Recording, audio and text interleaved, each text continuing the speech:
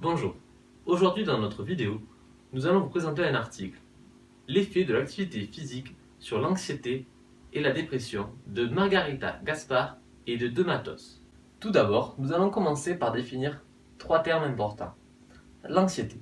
L'anxiété est définie, d'après le dictionnaire Larousse, comme un trouble émotionnel se traduisant par un sentiment indéfinissable d'insécurité. Ensuite, on retrouve la dépression. La dépression est aussi définie par le dictionnaire Larousse comme un état pathologique marqué par une tristesse avec une douleur morale, une perte de l'estime de soi et un ralentissement psychomoteur. La dépression est plus marquée chez les femmes, puisque 5 à 9% des femmes sont touchées contre 2 à 3% chez les hommes. Enfin, l'activité physique est le dernier terme important. Elle est définie selon Shepard comme tout mouvement produit par les muscles dès qu'il y a une dépense d'énergie. Désormais, nous allons aborder les effets de l'activité physique sur l'anxiété.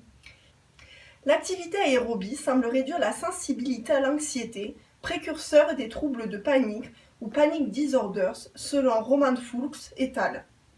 En effet, les individus ayant une sensibilité élevée à l'anxiété exagèrent et interprètent les sensations physiologiques, ce qui contribue à augmenter les attaques de panique. L'exercice produit des réponses physiologiques identiques à celles de l'anxiété, par exemple fréquence cardiaque et respiratoire augmentée. Ceci provoque une habituation à ces stimuli et par conséquent une diminution de la peur associée. L'exercice aérobie d'intensité élevée semble plus efficace que l'exercice léger dans la réduction de l'anxiété. Maintenant, nous allons étudier l'activité physique et la dépression. Chez les sujets normaux, il semble que la marche durant nos activités quotidiennes ne soit pas assez intense pour avoir un impact sur les symptômes dépressifs chez les adultes. La méta-analyse de Dunn et al. A trouvé des effets positifs de l'exercice aérobie sur la dépression chez les participants occasionnels et réguliers, indépendamment de l'âge, du genre et de l'état de santé initial. Cet effet existe quelle que soit l'intensité de l'exercice. Hamadi et al.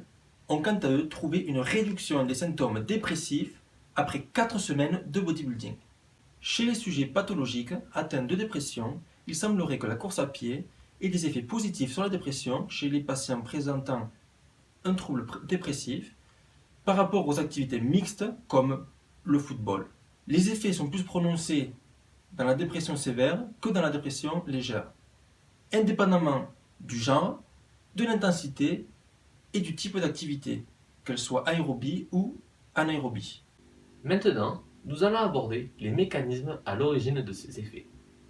Tout d'abord, les mécanismes et les explications physiologiques.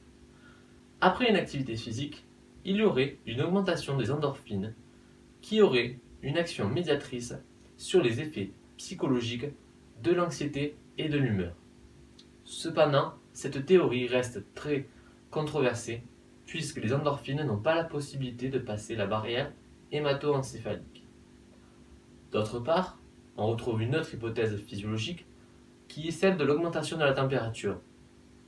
En effet, après une activité physique, on observe une augmentation de la température corporelle que l'on retrouve également lors d'une activité passive comme le sauna, le hammam, le jacuzzi et plein d'autres activités. Ceci aurait comme effet une diminution de l'anxiété. Ensuite, il existe aussi une explication biochimique.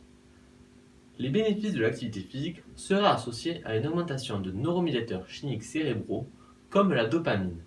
Ainsi, on observerait une diminution de l'anxiété. Dans un second temps, un neuromédiateur chimique cérébral, la sérotonine, serait particulièrement associé à la dépression. Si la sérotonine diminue, on observera une dépression. L'activité physique permet d'accroître l'activation des neurones sérotoninergiques qui s'occupent de la création de sérotonine. Enfin, un chercheur Dietrich formule l'hypothèse de transient hypofrontalie selon laquelle le cerveau lutte pour obtenir ses ressources et pouvoir fonctionner. Ainsi, la pratique de l'activité physique permettrait de baisser l'activité des lobes préfrontaux et de l'amygdale. Il existe une explication psychologique. D'après Sacco et al., La baisse d'anxiété peut être le résultat d'une augmentation de la sensation de maîtrise et du sentiment d'efficacité. Ryan, quant à lui, suggère l'augmentation de l'estime de soi à un effet antidépresseur. Certains auteurs considèrent que le temps de distraction ou de détournement de l'attention des signes de malaise, aussi appelé time-out, permet des bienfaits sur l'anxiété et la dépression. Pour conclure, nous pouvons dire que l'activité physique semble avoir des effets particulièrement intéressants sur l'anxiété et la dépression.